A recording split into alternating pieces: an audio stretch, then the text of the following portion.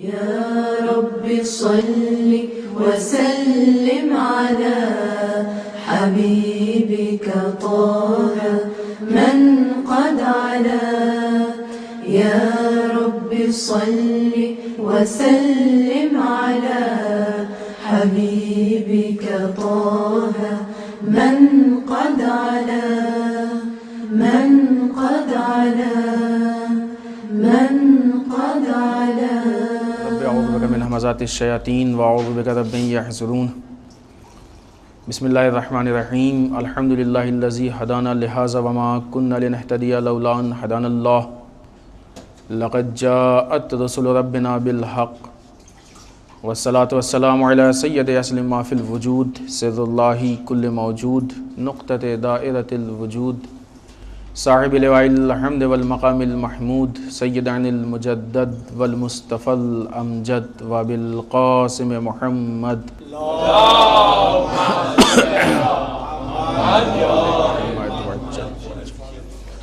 والصلاة والسلام علی آلہ الطیبین الطاہرین المعصومین المظلومین ولعنۃ الدائمۃ الباقیۃ علی اعدائہم اجمعین من الآن الی قیام یوم الدین.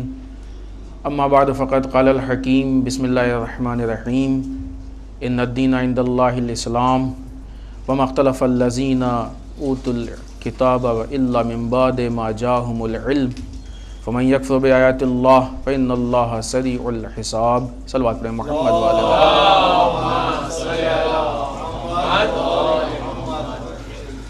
قرآن مجید سورہ آل عمران کی 19ویں آیت شریفہ جس میں ارشاد رب العزت ہو رہا ہے کہ خدا کے نزدیک دین صرف اسلام ہے.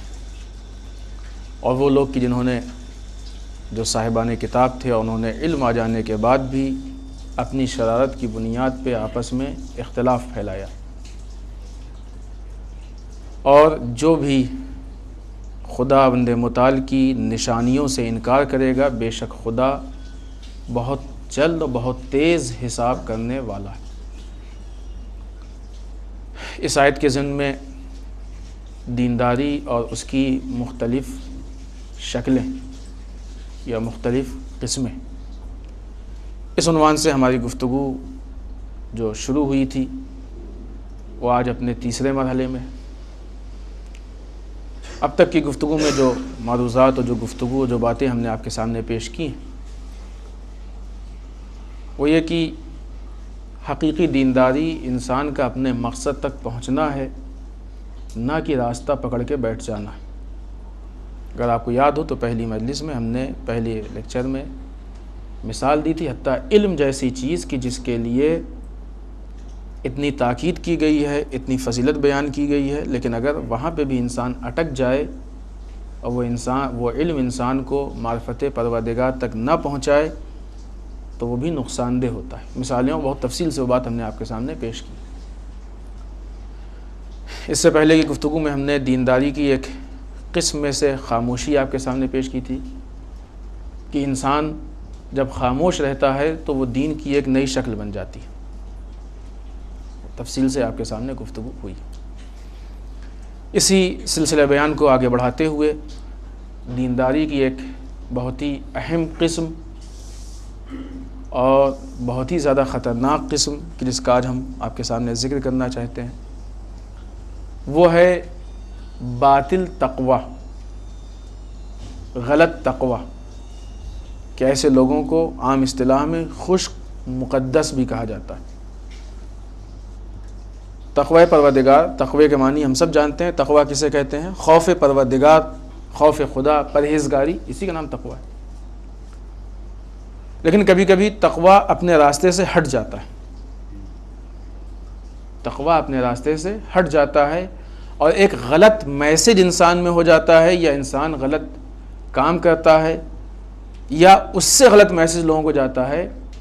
وہ تقوی کی جو انسان کو خدا سے نزدیک کرنے کے بجائے دور کرے، وہ تقوی نہیں ہے، تقوی کی شکل ہے جو انسان کو بہکا رہی ہے.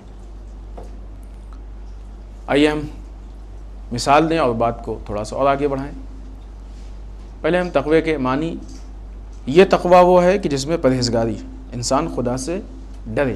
پرہیزگاری جن چیزوں سے خدا نے منع کیا ہے، جو گناہ ہیں جو بری چیزیں ہیں اپنے آپ کو اس سے بچاتا رہے، یہ تقویٰ ہے۔ تقوی کا بہت سمپل، بہت سیدھا وہ ہے۔ کل کی بھی مجلس میں تقوی پہ تھوڑی سی گفتگو ہوئی اور یہ بات واضح ہوئی کہ تقوی کتنی بنیادی چیز ہے، کہ اگر تقوی کی کوالٹی ہے تو انسان میں پھر کوالٹی ہوتی ہے کہ دین کو سمجھے، قرآن کو سمجھے۔ اگر تقوی کی کوالٹی کم ہوتی گئی تو پھر دین کو سمجھنے کی صلاحیت کم ہوتی جائے گی، تقوی ختم ہو جائے گا تو صلاحیت ختم ہو جائے گی۔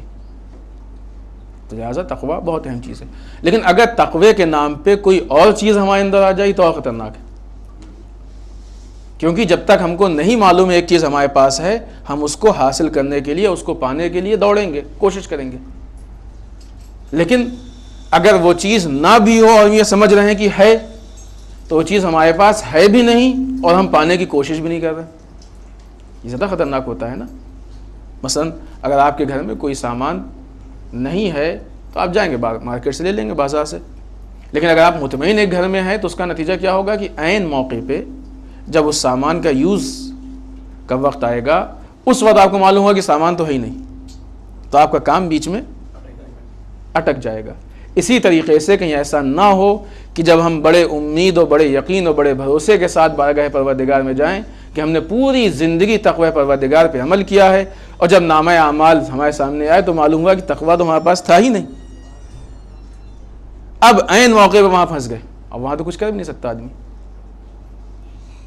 سفر میں آپ جا رہے ہیں، کسی میٹنگ میں جا رہے ہیں، بہت اہم ڈاکومنٹ آپ کو لے کے جانا ہے، آپ نے اپنا بریف کیس یا اپنی فائل لی، آپ مطمئن ہیں کہ اس میں وہ پیپرز موجود ہیں، گئے، میٹنگ شروع ہو گئی، اور جب آپ کو پریزنٹ کرنا ہوا، آپ نے کھولا اور نکالا تو پریشان، آپ پیپرز تو ہیں ہی نہیں، وہ اب کیا ہو سکتا ہے وہاں پہ؟ اب وہاں آپ دوبارہ پیپر نہیں بنا سکتے ہیں، جا کے لا بھی نہیں سکتے ہیں اب آپ۔ اب پیپر نہ ہونے کی بنیاد پہ جو نقصان و خسارہ ہونا ہوگا اسی کو برداشت کرنا پڑے گا، اس کے علاوہ کوئی راستہ نہیں ہے۔ اسی طریقے سے اگر واقعی تقوی نہ ہوا تو بارگاہ پروردگار میں تقوی نہ ہونے کی بنیاد پہ جو نقصان ہونا ہوگا اسی کو برداشت کرنا پڑے گا، اس کے علاوہ کوئی راستہ نہیں۔ تو ایسا نہ ہو کہ جس کو ہم تقوی سمجھ کے گلے سے لگائے ہوں وہ تقوی کا بت ہو، تقوی نہ ہو۔ یہ بت بھی ہر طرح کے ہوتے ہیں نا، بت صرف پتھر کے نہیں ہوتے۔ ابھی اگر ذہن میں بات رہی تو اس کو ہم مزید آپ کے لیے واضح کریں گے۔ بت صرف پتھر اور لکڑی کے نہیں ہوتے ہیں، بت ہر چیز کے ہوتے ہیں۔ تو یہ تقوی کے اگر صحیح معنی اور صحیح معرفت انسان میں نہ ہوئی، اور مشکل یہی ہے کہ جس طریقے سے دینداری کے نام پہ بے دینی ہے، اسی طریقے سے تقوی کے نام پہ غلط تقوی ہے۔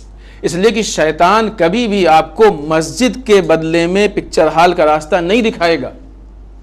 اس معلوم ہے اس کو کوئی انسان یکبارگی اتنا بڑا ٹرن نہیں لے سکتا ہے کہ جو انسان شام کو مغرب کے وقت افطار کرنے کے لیے روزہ رکھے ہوئے مسجد جا رہا ہو، اس کو مسجد سے ایک دم سے اٹھا کے پکچر ہال پہنچا دے، اس کو مسجد سے اٹھا کے کلب پہنچا دے۔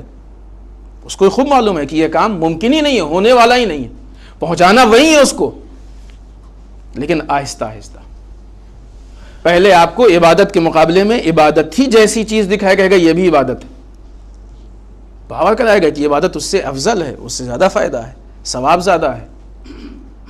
آپ کی لائن چھوٹی، تھوڑا سا آپ ہٹے، پھر تھوڑا سا اور ہٹائے گا، پھر تھوڑا سا اور ہٹائے گا، اور اس پہ اتنا یقین ہوگا آپ کو کہ آپ یہ سمجھیں گے کہ یہی تقوی پروردگار ہے، یہی دینداری ہے، اسی پہ ہم کو عمل کرنا ہے۔ لیکن بعد میں جب معلوم ہوگا تو انسان ہوش ہو جائیں گے کہ کتنا بڑا فرق پیدا ہو گیا، ہم کو جانا کہاں تھا اور کہاں چلے گئے۔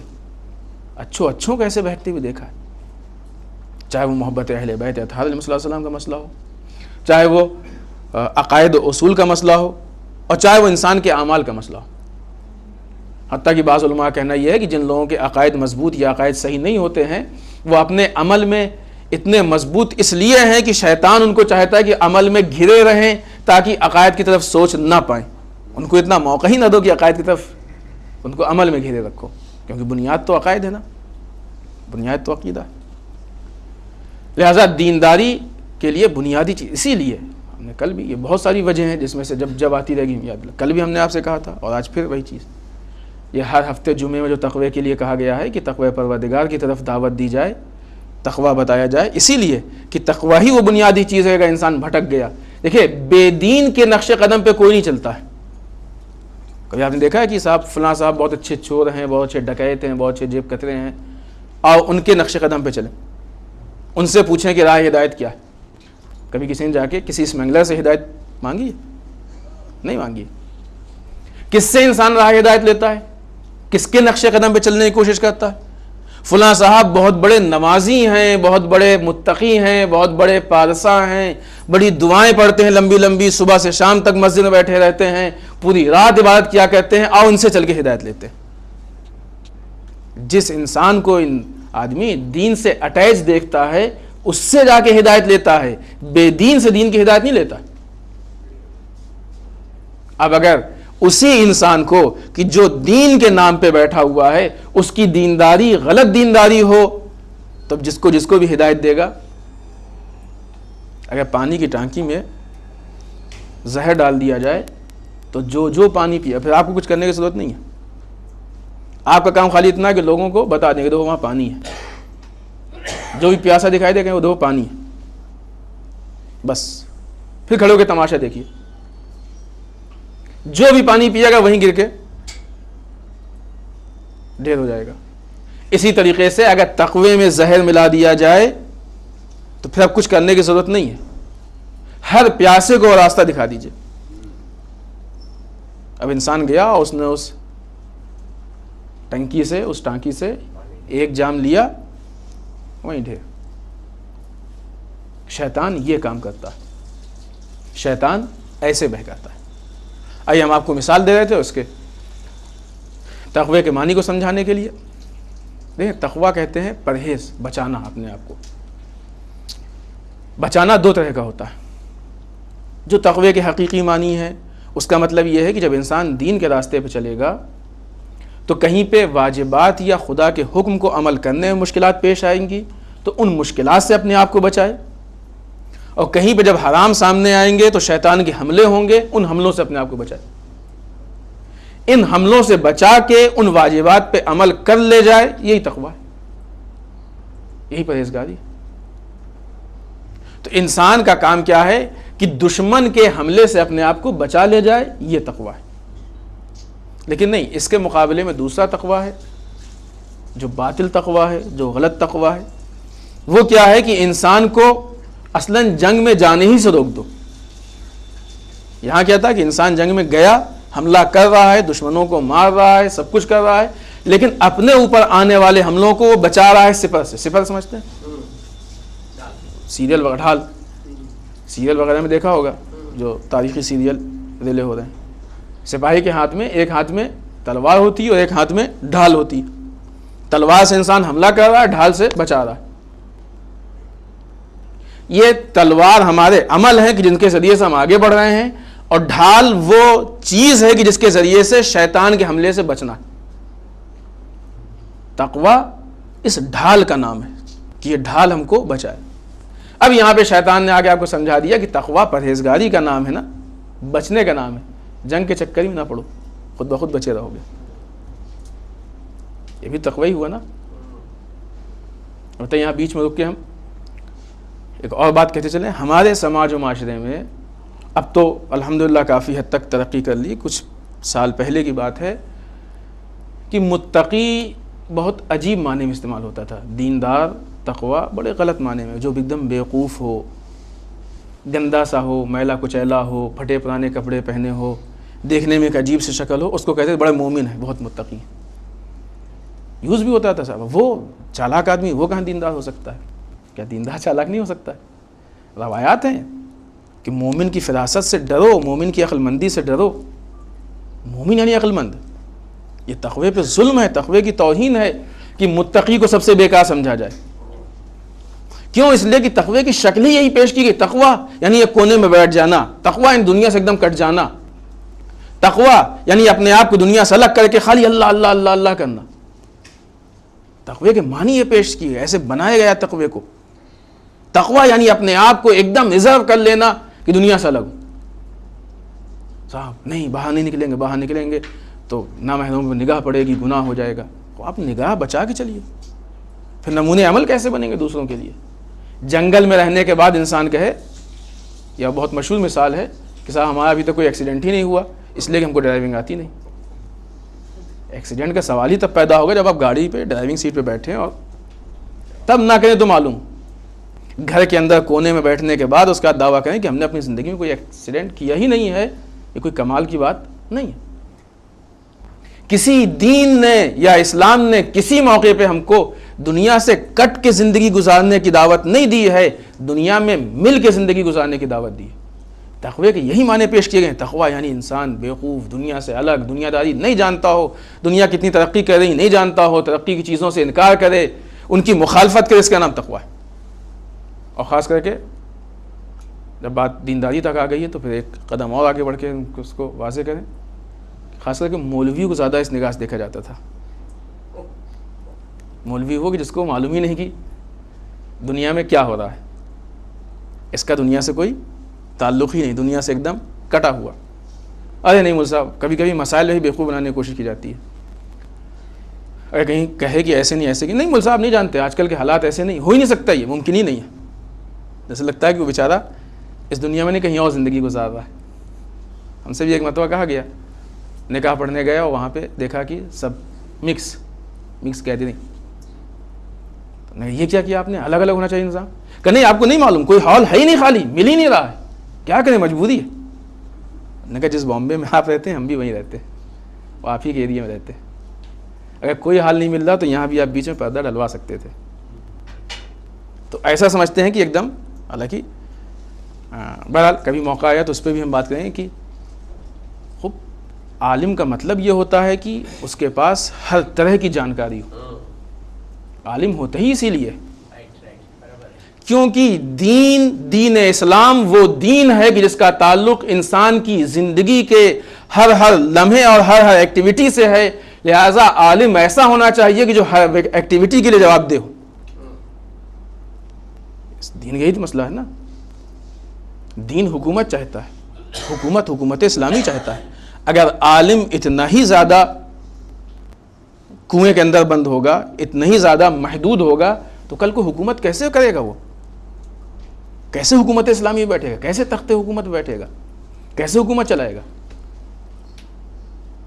اس مسئلے میں اس جگہ پہ آ کے ایک جملہ اگر کہا جائے تو شاید ایک دم مناسب جگہ پہ لگتا ہو کہ جب تک جمہوریہ اسلامی ایران کا انقلاب نہیں آیا تھا تب تک لوگ مولوی کو ایسے ہی سمجھتے تھے، لیکن اس انقلاب نے آ کے سمجھا دیا کہ دیکھو عالم دین اگر واقعی عالم دین ہے تو مسجد کی محراب سے لے کے حکومت کا تخت تک سب کچھ سنبھال سکتا ہے، لیکن بشرط کی واقعی، اسی لیے عالم کی کوالٹیز میں سے کہ عالم اس کے پاس علم روز یعنی اپ ڈیٹ ہونا چاہیے، اس کو فالتو نہیں ہے، وہ بیکار نہیں ہے۔ بہرحال یہ الگ ایک گفتگو ہے، ہم اس لائن پہ نہیں آنا چاہتے ہیں۔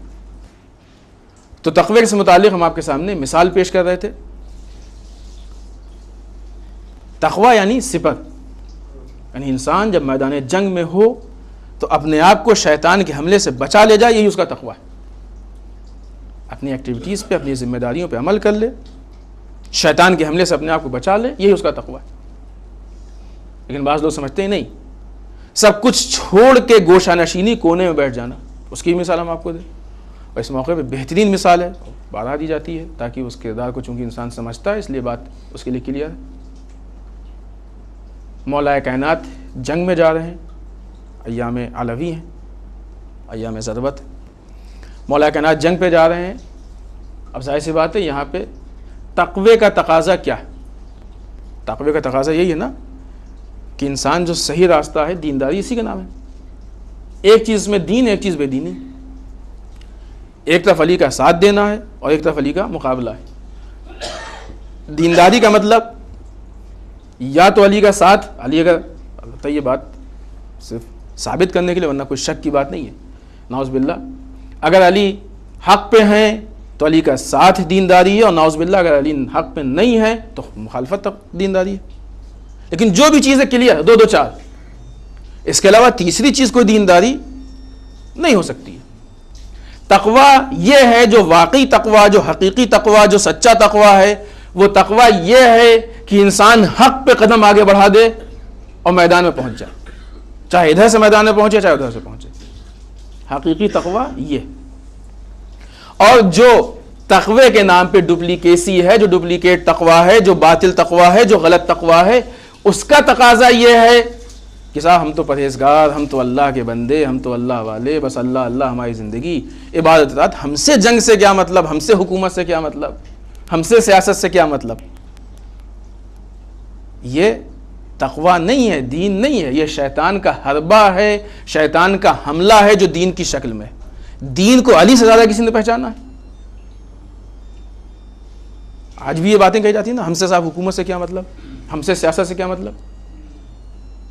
تو صاف صاف کہیے کہ آپ علی کے دین پہ عمل نہیں کرتے ہیں، کوئی اور دین لے کے آئے ہیں. آپ ابو موسیٰ اشعری کے دین پہ عمل کرتے ہیں. ابو موسیٰ اشعری یہی کہہ کے بیٹھا تھا کہ ہم سے کیا مطلب، ہم تو بس اللہ اللہ کرتے ہیں، تسبیح ہمارے ہاتھ میں ہے، دعائیں ہمارے ہاتھ میں ہیں، اپنے گھر میں بیٹھے ہیں بس خلوت، عبادت، اطاعت، یہی سب ہے کہ نہیں.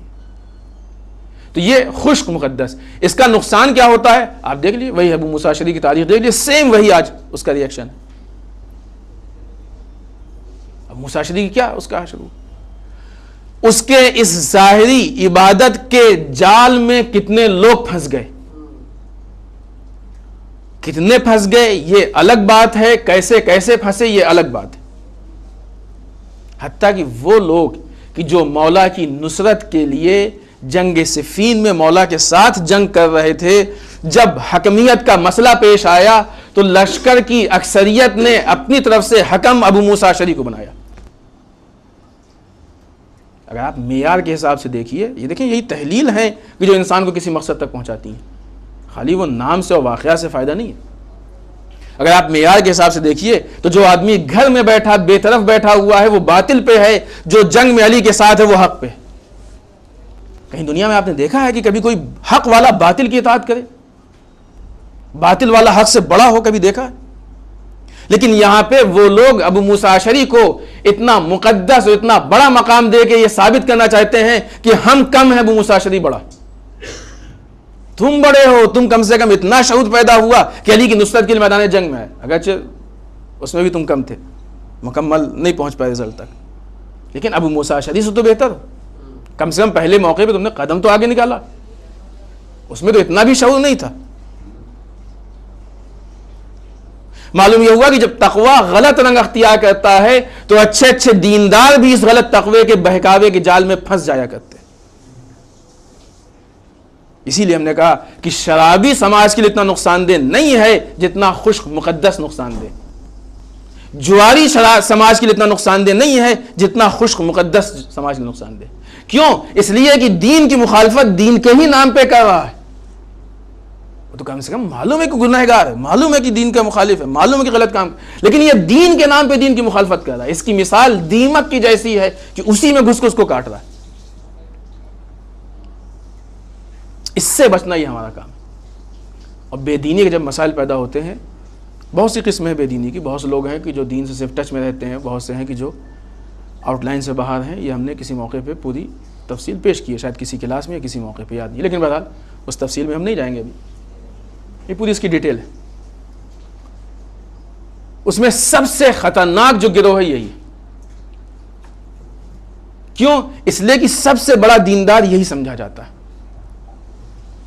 سب سے بڑا دیندار یہی سمجھا جاتا ہے.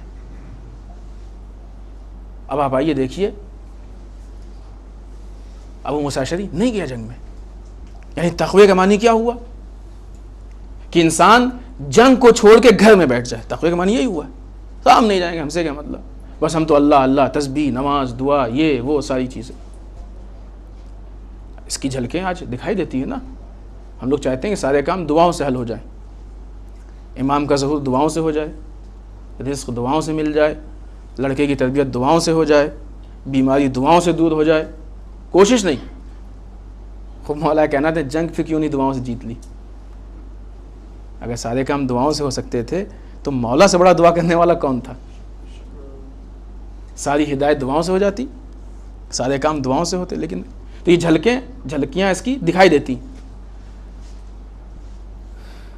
تو یہ لوگ ابو موسیٰ اشعری جیسا یہ مذہب، یہ جب تسبیح اور دعاؤں کا نام لے کے اپنی ذمہ داری سے بھاگتا ہے تو یہ تسبیح اور دعا اس کا تقدس اور تقویٰ نہیں ہے. یہ تسبیح اور دعا عبادت بھی نہیں ہے، بلکہ یہ ایک بہانہ ہے اپنے آپ کو اپنی ذمہ داری سے بچانے کا. جب علی میدان جنگ میں جا رہے ہیں تو اب ہر مسلمان کی, ہر مومن کی ذمہ داری ہے کہ علی کے ساتھ میدان جنگ میں دکھائی دے. اب وہاں تو نہیں جانا, ہم کو لڑنا نہیں, ڈر لگتا ہے, کیا ہے کچھ نہیں معلوم, بہرحال کوئی وجہ ہے, ہم کو لڑنا نہیں ہے. اب بہانہ کیا ہو کہ دین بھی باقی رہے اور میدان میں بھی نہ جائے. اس پہ غور کریں اپنا. بہانہ کوئی ایسا ہونا چاہیے جسے ہم اپنے آپ کہتے نہیں سانپ بھی مر جائے اور لاٹھی بھی نہ ٹوٹے, محاورہ ہے نا اردو میں, دین بھی بچ جائے اور میدان میں بھی نہ جانا پڑے. تو یہاں پہ پھر دین کے سامنے دین لایا گیا, اور جب دین کے مقابلے میں آتا ہے تو سب سے بڑی بے دینی یہی ہوتی ہے. دین کیا تھا؟ مذہبی ذمہ داری کیا تھی کہ مولا کے ناصر بن جائے, مولا کا ساتھ دے. اس کے مقابلے میں کیا دین لایا گیا؟ ابو موسیٰ اشعری کا تقوی, اس کا تقدس. تب کیا کہیں گے کہ دعا کے لیے ہے, یہ تسبیح. شاید وہ سمجھتا ہو کہ دعا خدا کے لیے ہے, لیکن خدا کے لیے نہیں. یہ دعا, یہ تسبیح, اس کی نمازیں, جو بھی اس کی عبادت ہے, یہ شکل عبادت ہے جو بہانہ ہے اپنے آپ کو ذمہ داری سے بچانے کا, جو کام چوری کا بہانہ, اس کے علاوہ کچھ اور نہیں. کام چوری ہے ایک طرح کی. اور یہی دین جب شکل اپنی اختیار کرتا ہے تو یہ خوارج کی شکل میں آتا ہے. خوارج اسلام کا بہت اہم اور بہت بڑا چیپٹر ہے, اور اگر ایک سچا مسلمان خوارج کو نہیں سمجھ رہا ہے, اس کو انالائز نہیں کر رہا ہے, تو ہر قدم پہ خطرہ ہے کہ کہیں نہ کہیں بہک سکتا ہے. خوارج وہ لوگ جو مولا کے ساتھ تھے, صرف ایک نعرے کو لے کے الگ ہوئے, لا حکم الا اللہ, اللہ کے علاوہ کسی اور کو حکومت کا حق نہیں ہے. تم بتاؤ کیا خدا کی حکومت کرے گا؟ ہے نا, بعض مذہب ہیں ان کے نزدیک ہے کہ خدا قیامت کے دن دکھائی دے گا, ایک بہت بڑا سا تخت ہوگا اور بڑا سا خدا ہوگا, اس پہ بیٹھا ہوگا, اس کے ران کے گوشت لٹکتے ہوں گے, اور پھر جب گنہگاروں کو جہنم میں بھیجے گا تو جہنم وہ بھیجتا جائے گا اور جہنم مانگتا جائے گا, حل من مزید, پالنے والے اور, پھر اور بھیجا, پھر جہنم سے آواز آئی حل من مزید, اور جہنم کا پیٹ ہی نہیں بھرے گا. یعنی خدا کو بھی نعوذ باللہ نہیں معلوم تھا کہ کتنے نافرمان نکلیں گے. جہنم بڑا ہو جائے گا اور وہ بیچارہ بھوکا رہے گا, تو آخر میں پھر خدا اپنا پیر جہنم میں ڈال دے گا تو جہنم کا پیٹ بھرے گا. تو ظاہر سی بات ہے کہ جب اس طرح کا خدا ہوگا تو پھر دین بھی ویسے ہی ہوگا. لا حکم الا, صحیح ہے, لا حکم الا اللہ, کوئی شک نہیں, حکومت صرف خدا کے لیے. لیکن جب خدا سامنے نہیں آئے گا, خدا کسی شکل میں نہیں آئے گا, ہمارے اندر یہ صلاحیت نہیں ہے کہ ہم خدا کو دیکھ سکیں, تب کوئی نمائندہ خدا ہونا چاہیے کہ جو اس کی نمائندگی میں وہ کرے جو وہ چاہتا ہو. کوئی تو ہونا چاہیے. کون ہے وہ؟ وہی حکومت کرے گا. اور جب بات یہاں تک آ گئی تو ایک جملہ اور آگے بڑھ کے کہتے چلیں کہ جب خدا ہمارے سامنے نہیں آ سکتا ہے تو اس کا نمائندہ ہونا چاہیے کہ جو اس کی نیابت میں حکومت کرے. اسی طریقے سے جب اہل بیت ہمارے سامنے نہیں ہے تو کوئی نمائندہ ہونا چاہیے کہ جو ان کی غیبت میں ان کی نمائندگی کرے اور ہم پہ حکومت کرے. ہونا چاہیے کہ نہیں ہونا چاہیے؟ یہی تو حکومت اسلامی ہے, اس کے علاوہ کچھ اور. حکومت اسلامی میں تخت خالی نہیں رہتا ہے. لیکن اگر انسان یہ کہے کہ یہ دوسرے مذہبوں میں ہے کہ کسی کی نشانیوں کو تخت پہ رکھ کے حکومت چلتی ہے, یہ افسانوی باتیں ہیں, یہ عملی نہیں ہو سکتی ہیں. حکومت اسلامی کے تخت پہ ہمیشہ کسی نہ کسی وارث کا ہونا چاہیے, اس لیے کہ چونکہ دین لاوارث نہیں ہے لہذا حکومت بھی لاوارث نہیں ہے. علی سامنے ہے, اس کا لا حکم الا اللہ. یہی ہے کہ اپنے آپ کو اتنا زیادہ دیندار بتانا چاہتے ہیں کہ وہ دین سے الگ ہے, دین سے ہی منحرف ہو گئے, اور اسی بنیاد پہ خروج کیا. یہ ان کا خشک تقویٰ تھا. آپ دیکھیں ہمارے خیال سے شاید وہ امام علی علیہ السلام پہ جو سیریل بنا ہے تاریخی, وہ بھی آپ نے دیکھا ہوگا. اس کو دیکھیں ذرا نزدیک سے سمجھ میں آئے گا. بیٹھے ہوئے ہیں بس اللہ اللہ, تسبیح تحلیل دعائیں, کسی چیز سے کوئی مطلب نہیں, صرف بس اللہ اللہ اللہ. خشک مقدس, باطل تقویٰ, غلط تقویٰ. نتیجہ کیا ہوا کہ دیکھنے والے دیکھ کے بہکے، اور پھر جب مولا کے سامنے آئے تو تقریباً 4000 تھے یہ. مولا نے اعلان کر دیا کہ تم میں سے 10 نہیں بچیں گے، اور واقعی صرف 10 بچے. مولا کے 9 شہید ہوئے، ان میں سے 10 بچے، وہ بھی اس لیے بچے کہ بھاگ گئے تھے. اور یہ ابن ملجم انہی میں سے تھا کہ جو مولا کو شہید کرنے کے لیے آیا تھا. اس کی بھی داستان ہے، بھی یاد آ، ہم تھوڑا سا اس پہ روشنی ڈالیں گے. تو یہ خوارج وہی لوگ ہیں.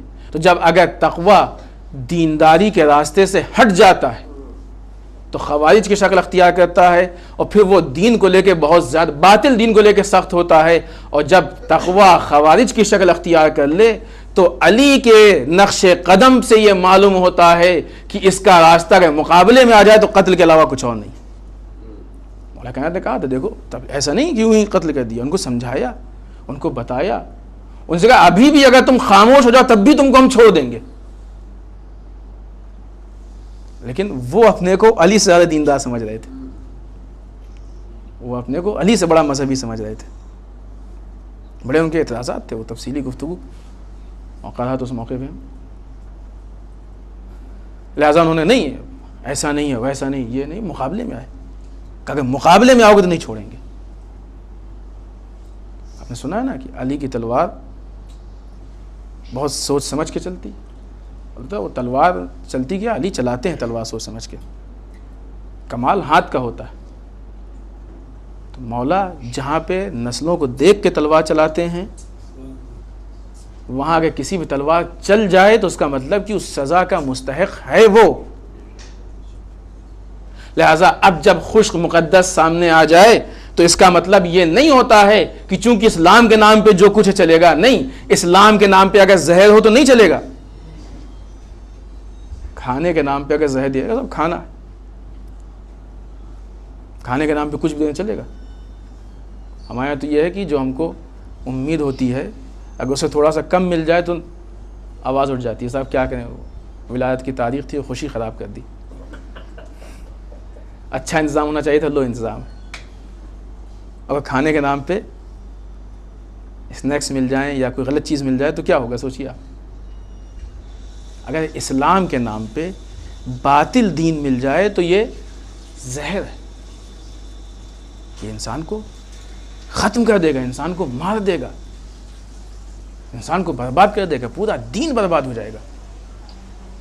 کیوں؟ اس لیے کہ جب یہ دین، یہ بے دینی دین کا شکل اختیار کر کے دین میں شامل ہوگی تو جیسے جیسے شامل ہوتی جائے گی ویسے ویسے حقیقی دین لوگوں کی نگاہوں سے چھپتا جائے گا، باطل دین لوگوں کی نگاہوں کے سامنے آتا جائے گا.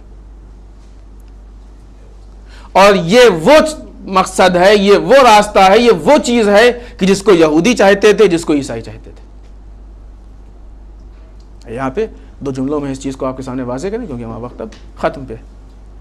بہرحال ایام غم ہے، لہٰذا آج مجلس ہوگی، سوال جواب نہیں ہوں گے انشاءاللہ بعد میں.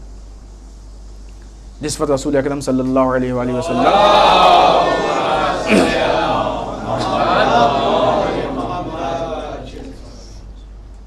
نے اسلام پیش کیا، آواز بلند کی، لا الہ الا اللہ کہو تاکہ فلاح پا جاؤ. آپ کی آواز لوگوں کے کانوں سے ٹکرائی، لوگوں نے دین کو قبول کرنا شروع کیا، اسلام میں آنے لگے. تو اسلام مخالف طاقتیں، اینٹی اسلام طاقتوں نے پہلے اسلام کی تبلیغ پہ روک کی کوشش کی، یہ ہے وہ ہے، ساحر ہیں، دیوانے ہیں، یہ وہ. جب دیکھا کہ ہم باہر سے اسلام کے لیے بالکل اثر انداز نہیں ہو رہے، اسلام اسی تیزی سے پھیل رہا ہے، تو انہوں نے فوراً اپنی پالیسی چینج کی، اسلام کا نقاب اوڑھا، اسلام کے اندر آ گئے. یہ بھی ایک ریسرچ کا ٹاپک ہے اور آپ دیکھیے، اور شاید اس ٹاپک پہ اگر ہو بھی تو آپ سنیں کہ یہودیت کے عنوان سے کتنے لوگ آئے ہیں، عیسائیت کے عنوان سے کتنے لوگ آئے ہیں، جن کا پورا لنک ہے اور واضح ہے ایک دم تاریخ میں کلیئر، اس میں کوئی شک و شبہ نہیں. انہوں نے اسلام کا نقاب اوڑھا، اسلام کے اندر آ گئے، اور اسلام کے اندر آنے کے بعد پھر انہوں نے دیمک کی طریقے سے اسلام کو چاٹنا شروع کیا. اللہ کی کتاب کافی ہے، حدیث نہ لکھی جائے، رسول کے سچے صحابیوں پہ ظلم ہو، یہ ساری چیزیں اسی کے ابتدا شروعات ہے. کیوں؟ تاکہ جو حقیقی اسلام جو ایکچول اسلام رسول دینا چاہتے تھے وہ آہستہ آہستہ دھندلا ہو جائے, کم رنگ ہو جائے, اور جس اسلام کو یہ پیش کرنا چاہتے ہیں, یوں کہا جائے کہ اسلام کی جو شکل بدلنا چاہتے ہیں وہ آ جائے. نتیجہ یہ ہوا کہ لوگوں نے کبھی عیسائیت کو اسلام کے نام پہ قبول کر لیا, کبھی یہودیت کو اسلام کے نام پہ قبول کر لیا, کبھی دوسرے مذاہب کو اسلام کے نام پہ قبول کر لیا, اور پھر ان کے پاس اسلام نہیں رہا, باقی سب کچھ ہو گیا. اس کام کے لیے کیا کیا تھا انہوں نے؟ یہودی بن کے آئے تھے؟ نہیں. مسلمان بن کے آئے تھے. عیسائی بن کے آئے تھے؟ نہیں. مسلمان بن کے مسلمان آئے تھے. جن لوگوں کو بہکانا تھا اپنے آپ کو ان سے بڑا متقی دکھایا. اور بات کو آسان کریں, بچوں کو سمجھ میں آئے. واقعہ شاید سنا ہو آپ نے, کوئی ایک نمازی تھا کہ جس کو شیاطین بہکا نہیں پا رہے تھے. تو جب سارے چیلوں نے شکایت کی کہ یہ نمازی ہے, اس کو ہم نماز سے نہیں روک پا رہے ہیں, تو خود استاد الشیاطین تشریف لائے, اور آنے کے بعد انہوں نے اس نمازی کے برابر میں مصلی بچھا دیا, نماز پڑھنی شروع کر دی. اب جیسی نماز وہ پڑھ رہا ہے اس سے تیز یہ پڑھ رہے ہیں, ظاہراً اس سے اچھی کوالٹی یہ شو کر رہے ہیں. کوالٹی تو تب ہو نا جب حقیقت ہو, حقیقت نہیں ہوتی تو کوالٹی نہیں ہوتی, لیکن دیکھنے میں لگتا ہے. ہم لوگوں کو بھی یہ فیصلہ کرنے کا حق نہیں ہے کہ کس کے عبادت میں کوالٹی ہے. کوالٹی کا فیصلہ صرف خدا کرتا ہے. ہمیں کیا معلوم کہ کوالٹی کیا ہے؟ ہم صرف اپنی کوالٹی کو بہتر بنانے کی کوشش کر سکتے ہیں, دوسرے کی کوالٹی کو سمجھنے کی کوشش نہیں کر سکتے. وہ ہمارا کام نہیں ہے. عام طور سے ہم لوگ محنت اسی چیز پہ کرتے ہیں جو ہمارا کام نہیں ہوتا ہے.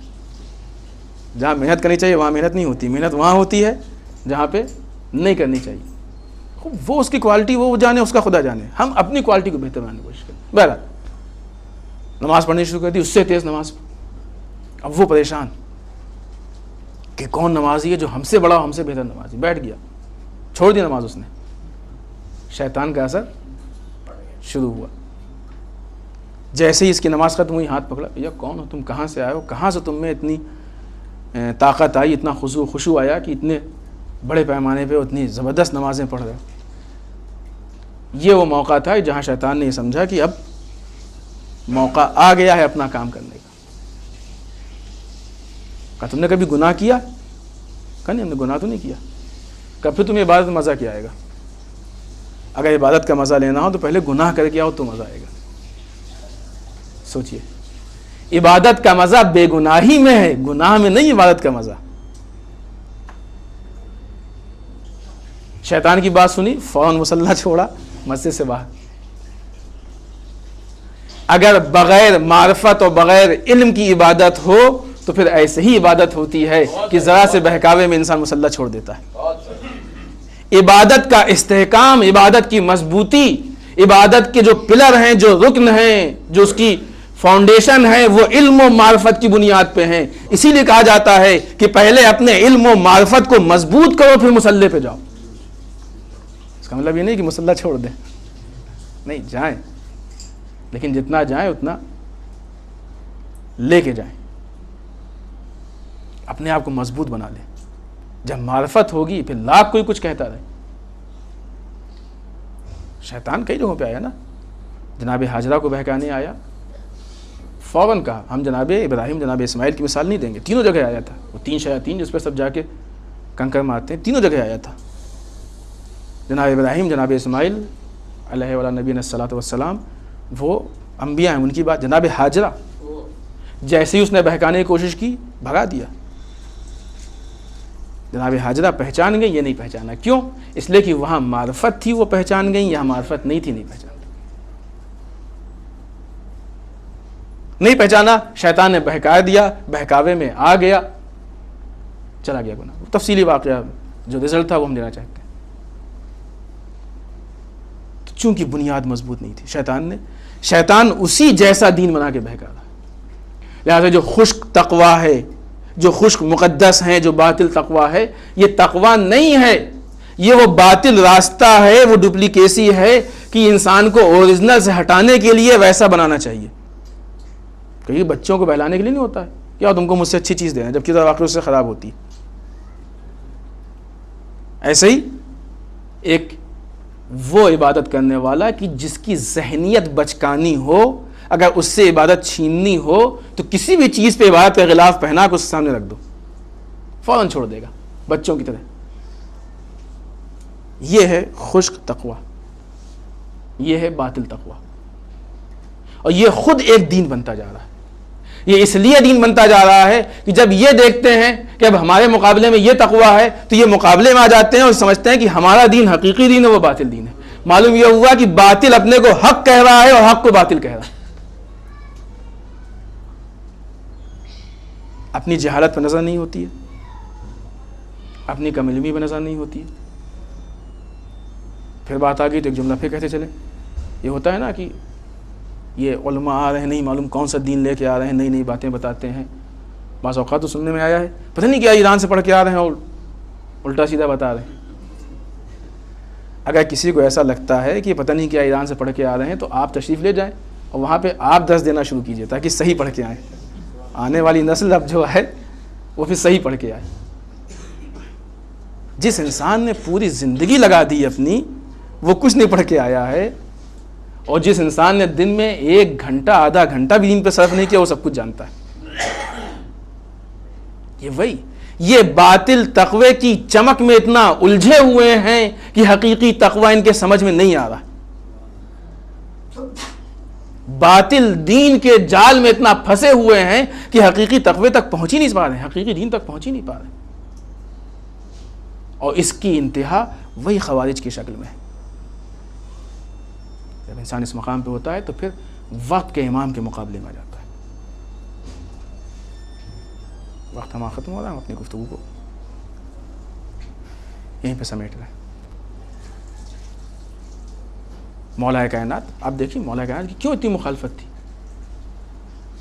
مولا کائنات سے پہلے ابھی ہم آپ نے بتایا نا کہ یہودیت، عیسائیت، دوسرے مذہب، انہوں نے جب اسلام کی مخالفت کی تو وہ پھر باہر سے نہیں کر پائے تو انہوں نے اسلام کا نقاب اوڑھا، اسلام کے اندر آئے، اپنے کو مسلمان شو کیا۔ جو بیچارے ایکچول مسلمان تھے اپنے کو ان سے بڑا دیندار شو کیا، اپنے کو ان سے بڑا دیندار شو کرنے کے بعد پھر ان کو بہکانے کی کوشش کی، پھر ان کو لانے کی کوشش کی۔ مثالیں بہت ساری تاریخ میں بھری۔ ایک شخص نے عین اذان کے ٹائم اپنی کنیز کے ساتھ ہم بستری کی، سیکس کیا۔ جب نمازیوں نے کہا، ہنگامہ مچایا کہ نماز حاکم تھا نا تو نماز حاکم پڑھاتا تھا، نمازیوں نے ہنگامہ مچایا کہ نماز پڑھائی نہیں ہے، نماز پڑھانے آئی ہے، تو اپنی کنیز کو اپنا لباس پہنا کے مصلی پہ بھیج دیا۔ کہہ سکتا ہے نا ہم اس حالت میں نہیں ہیں نماز پڑھانے کے، اگر یہ کہہ دیتا تو حقیقی دین کھل جاتا۔ دونوں پہلو کو دیکھیں آپ، دونوں کو، اگر یہ کہہ دیتا تو حقیقی دین کھل جاتا۔ یہ بھیجنا اس بات کی دلیل ہے کہ یہ دین میں سیریس نہیں ہے۔ جو آدمی اس حد تک مذہب میں سیریس نہ ہو وہ لوگوں کو کیا اسلام دے گا؟ وہ حکومت اسلامی پہ کیا عمل کرے گا؟ وجہ سے پبلک کو دیکھیے، جب لوگ باطل تقوی کے جال میں پھنس جاتے ہیں تو ان کو اتنا بھی نہیں معلوم ہوتا ہے کہ مصلی پہ کھڑا ہوا ہے یا کھڑی ہوئی۔ ایسی تاریخ میں مثالیں بہت سی ہیں۔ اونٹ اٹھنے کا فرق لوگوں کو معلوم نہیں ہوا، پیش نماز حاکم یا اس کی کنیز ہے یہ فرق نہیں معلوم ہوا، ہے کہ نہیں؟ یہ وہ دین کی شکلیں ہیں کہ جہاں سے انسان بہک رہا ہے، اور جب حقیقی دین دیا جاتا ہے تو پھر لوگوں کو مخالفت۔ یہ مخالفت کوئی نئی چیز نہیں ہے، یہ کوئی نئی مشکل نہیں ہے، نئی پرابلم۔ یہ جب بھی انسان حق کی بات کرے گا تو اس سے پہلے اپنے آپ کو اس بات کے لیے آمادہ کرنا چاہیے کہ اس کو مخالفت سے درپیش ہونا ہے، مقابلہ کرنا ہے۔ اس لیے کہ جب علی جیسی ذات نے حقیقی دین پیش کیا تو لوگ مخالفت میں آ گئے۔ ہماری آپ کی کیا حیثیت ہے؟ خود مولا کا قول ہے اتق الشر من احسنت الیہ، دین تو بہت بڑی چیز ہے۔ اگر کسی کے ساتھ آپ ایک احسان بھی کیجئے تو اس کے شر سے محفوظ رہیے، اس کے شر سے ڈریے۔ علی جیسی ذات جب حقیقی دین پیش کر رہی ہے تو لوگوں کو وہ دین سمجھ میں نہیں آ رہا ہے، نتیجہ یہ ہوا کہ علی سے لوگ سلام دعا بند کیے دے رہے ہیں۔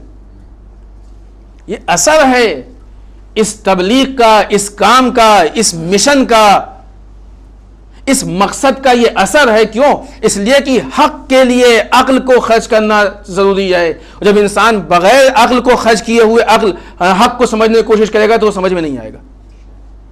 پھر انسان وہ چیزیں سمجھنے کی کوشش کرتا ہے جو بہت سمپل سی ہوتی ہیں, جس کے لیے عقل خرچ نہیں ہوتی. وہ باطل ہے, وہ فوراً سمجھ میں آتا ہے. مولا کائنات نے جب پیش کیا تو لوگوں کو سمجھ میں نہیں آیا. مولا کے شہادت کی جو ایک وجہ ہے, اس میں سب سے بڑی وجہ جو بیان کی جاتی ہے مولا کائنات کا شدت عدل. کہنے والوں نے کہا کہ قتل علی بشدت عدل, علی کو شدت عدل نے قتل کروایا ہے. اس حد تک مولا کے اندر عدالت کی کوالٹی پائی جاتی تھی کہ کبھی مولا نے عدالت کے خلاف کوئی ایک قدم اٹھایا ہی نہیں. اس بنیاد پر لوگوں کی مخالفت پیدا ہوئی. جانچی ابن ملجم 3 لوگ تھے, جس میں سے ایک ابن ملجم, میں نے وعدہ کیا تھا 2 جملے کہتے چلے. مولا کو قتل کرنے کی نیت سے کوفے میں داخل ہوا, لیکن یہاں آنے کے بعد حالات دیکھ کے وہ پس پڑ گیا. اس کے بعد اپنے ارادے میں اتنا مضبوط نہیں تھا, کیونکہ ظاہر سی بات ہے علی کی شجاعت سے سب واقف تھے. قطام یا قطامہ نام کی ایک عورت, جس کا باپ بھائی مولا کے ساتھ جنگ میں شہید ہو چکے تھے, اس کو اس بات کا رنج تھا کہ علی کی وجہ سے یہ شہید ہوئے ہیں, علی کی وجہ سے یہ مارے گئے.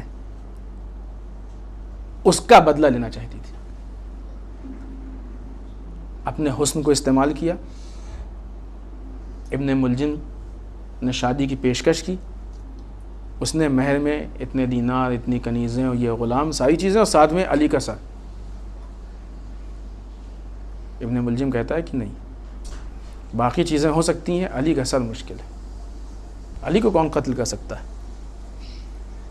تو پھر وہ مشورہ دیتی کہ جب علی کہیں مصروف ہوں تو قتل کرو, جب علی بزی ہوں تو قتل کرو. کون سی ایسی مصروفیت علی کی جس وقت دشمن کا وار کارگر ہو جائے, کامیاب ہو جائے؟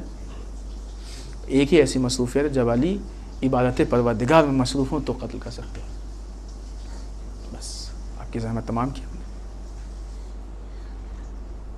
سوچئے, ابن ملجم خوارج میں سے تھا, انہی لوگوں میں سے جو خشک مقدس ہوتے ہیں, انہی لوگوں میں سے جن کا تقوی باطل ہوتا ہے. کیوں؟ اس لیے کہ تقوی کی بنیاد جو معرفت تھی مضبوط نہیں تھی. لہٰذا ایک عورت کے بہکاوے میں آ کے اس نے اتنا بڑا فیصلہ کر لیا کہ علی کے قتل کا فیصلہ کر لیا. یہ وہ دین ہے کہ جس کی بنیاد مضبوط نہیں ہوتی ہے.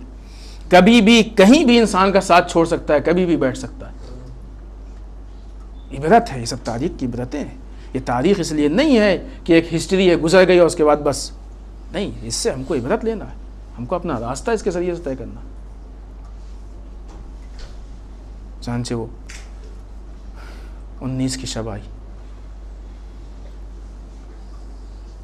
2 آدمیوں کو ساتھ کیا قطام نے, اشعث کو باخبر کیا, اس نے بھی تیاری کی. تاریخ لکھتی ہے کہ یہ لوگ مسجد کے پاس تھے, الگ الگ روایتیں. اشعث کو شاید یہ احساس ہو گیا کہ یہ لوگ علی کو قتل کرنا چاہتے ہیں.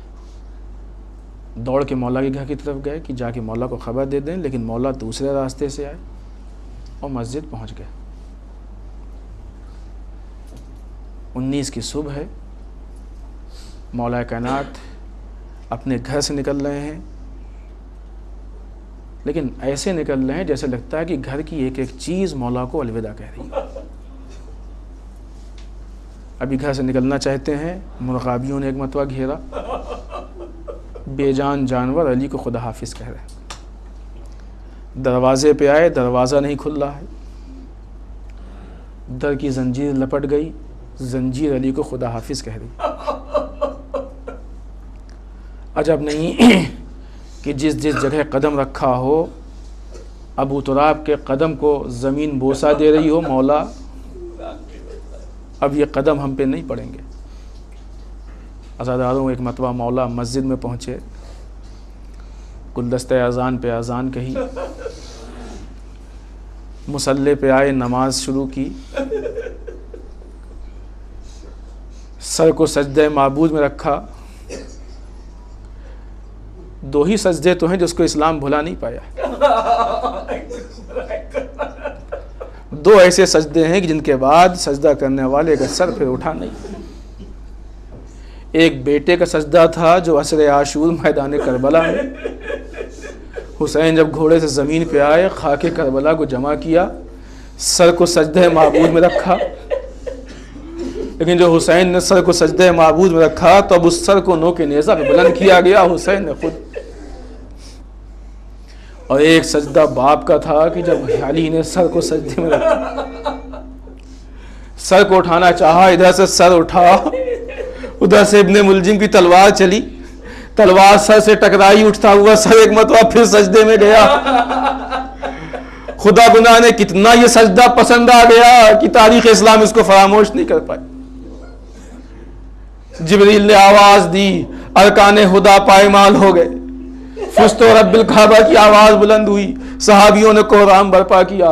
عزاداروں، ایک مرتبہ حسنین نے اپنے باپ کو ہاتھوں پہ اٹھایا، لے کے گھر میں آئے، زینب ام کلثوم نے اپنے باپ کا یہ حال دیکھا، ایک مرتبہ تڑپ گئی، اے بابا آپ کا یہ حال کس نے کیا؟ محترم، امام کے زخم کے بارے میں دو چیزیں اور آپ کی زحمت تمام۔ جس تلوار سے مارا گیا تھا یہ تلوار زہر آلود تھی، زہر میں بجھائی گئی تھی، زہر اتنا سخت تھا کہ جب مولا کے سر پہ تلوار پڑی ہے اس کے بعد مولا کے چہرے کا رنگ بدلنے لگا، مولا کے چہرے کا رنگ بدلنے لگا ہے۔ تاریخ لکھتی کہ ایک زرد رومال مولا کے ماتھے پہ باندھا گیا، کچھ دیر بعد مولا کے چہرے کے رنگ اور رومال کے رنگ میں فرق نہیں تھا، زہر کا اتنا شدید اثر تھا کہ پورا چہرہ اتنا زرد ہو گیا تھا جیسے رومال کا رنگ۔ دوسری چیز، اتنا کاری زخم تھا، اتنا سخت زخم تھا، ایک مرتبہ طبیب کو بلایا گیا، طبیب آیا، اس نے زخم دیکھا، طبیب کو دیکھتے ہی اندازہ ہو گیا کہ تلوار اتنی سخت ہے کہ یہ زخم اتنا سخت ہے کہ اس کا اثر مولا کے بھیجے تک پہنچا۔ ایک مرتبہ اس نے بکرے کا جگر منگایا، اس میں سے ایک نس نکالی، نس کو اندر ڈالا، پھونکا، یہ اس وقت کے علاج کا طریقہ تھا۔ پھونکنے کے بعد اب جو نس کو باہر نکالا تو نس میں کچھ ذرات چپکے ہوئے تھے۔ طبیب نے دیکھا یہ ذرات کچھ اور نہیں تھے، یہ علی کے بھیجے کے ذرات تھے۔ ایک مرتبہ امام حسن کو بلایا، اے مولا، امام حسین کو بلایا، اے مولا اپنے باپ سے آخری ملاقات کر لیجئے۔ امام کی طرف متوجہ ہوا، یا علی امیر المومنین، اب آپ کو جو وصیتیں کرنا ہو کر لیجئے، اس لیے کہ یہ زخم ایسا ہے جس کا کوئی علاج نہیں ہے، بس اتنی ایک بات کہتے ہیں کہ جتنا ہو سکے اتنا دودھ پلایا جائے۔ طبیب کا مشورہ کہ جتنا ہو سکے اتنا دودھ پلایا۔ ایسے موقع پہ قاتل ابن ملجم پکڑ کے لایا گیا، لوگ ہاتھوں کو باندھ کے سامنے لائے، ایک طرف علی، دوسری طرف قاتل کھڑا ہے، ابن ملجم کھڑا ہے۔ علی وہ مہمان نواز کہ جس نے کبھی اپنے مہمان کو یوں نہیں واپس کیا، کچھ نہیں تھا دیکھا، سامنے ایک جام میں دودھ رکھا ہے، اے بیٹا حسن اس کو یہ دودھ کا جام دے دو، اس لیے کہ کسی کو اس طریقے سے نہیں واپس کیا کرتے ہیں، بیٹا یہ میری وصیت ہے کہ اگر میں بچ جاؤں گا تو اس سے میں خود بدلہ لوں گا، لیکن اگر میں نہیں بچوں گا تو بیٹا اس پہ بھی ایک ہی ضرب لگانا، اس سے نہ لگانا۔ عزیزوں سوچئے کوفے والوں کا کیا عالم ہوگا جب طبیب نے یہ کہہ دیا ہوگا، خدا نوازوں پر رحمت نازل کرے۔ آخری جملہ اور آپ کی زحمت تمام، جب طبیب نے یہ بتایا ہوگا کہ مولا اب اس دنیا میں رکنے والے نہیں، خدا حافظ کر لو، وہ اتنا بتایا کہ جتنا ہو سکے اتنا دودھ پلاؤ۔ عزیزوں جب یہ آواز کوفے کی گلیوں میں پہنچی، جس کے پاس جتنا دودھ تھا سب نے اپنے برتن میں لیا، سب علی کے دروازے پہ آ گئے کہ اپنے مولا کی آخری موقع پہ خدمت کر سکیں۔ اے عزیزوں احساس کیجئے کہ علی کو ایک مرتبہ دودھ کے لیے طبیب نے کہہ دیا, دروازے پہ لائن لگ گئی, ہر آدمی ہاتھ میں لے کے کھڑا ہے, اے مولا ایک وقت وہ آئے گا جب آپ کا لاڈلا کربلا میں اللہ تعالی کر کے اس دنیا سے رخصت ہو جائے گا, شمر کی آواز آئے گی, اے حسین پوری دنیا پانی پانی ہو جائے تب بھی ایک قطرہ پانی نہیں ملے گا. انا للہ و انا الیہ راجعون.